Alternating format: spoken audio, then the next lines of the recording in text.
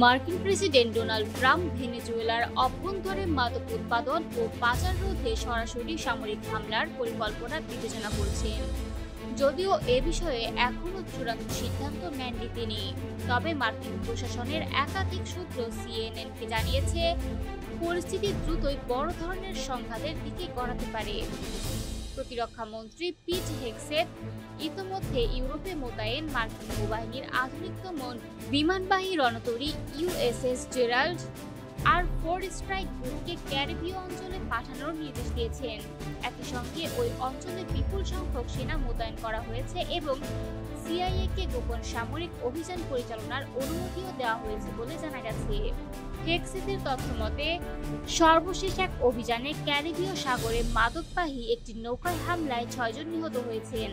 গত মাসে অভিযান শুরু হওয়ার পর থেকে 10টি নৌযানে হামলা চালিয়ে 43 জনকে হত্যা করা হয়েছে।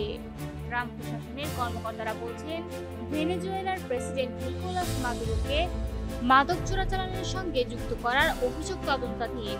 যদিও জাতিসংঘ ও ইউএস ড্রাগ এনফোর্সমেন্ট অ্যাডমিনিস্ট্রেশনের প্রতিবেদনে ভেনেজুয়েলাকে কোকেন উৎপাদনকারী দেশ হিসেবে উল্লেখ করা হয়নি, তবু দেশটির ভূখণ্ডকে পাচার রুট হিসেবে ব্যবহারের প্রমাণ রয়েছে।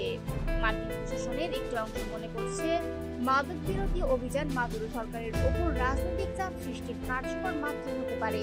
নাম প্রকাশে অনিচ্ছুক এক কর্মকর্তা জানিয়েছেন, মাদক বাণিজ্যের আর্থিক নেটওয়ার্ক ধ্বংসের মাধ্যমে এমন পরিস্থিতি তৈরি করা যেতে পারে যাতে মাদুরোর ঘনিষ্ঠরাই তাকে ক্ষমতা থেকে সরাতে বাধ্য হন।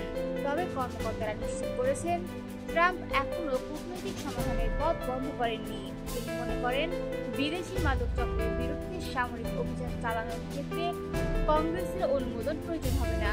পেন্টাগনের পক্ষ থেকে জানানো হয়েছে, এই সামরিক প্রস্তুতির মূল লক্ষ্য হচ্ছে আন্তর্জাতিক অপরাধী সংগঠনগুলোকে দুর্বল করা এবং মাদক সন্ত্রাসের বিস্তার রোধ করা।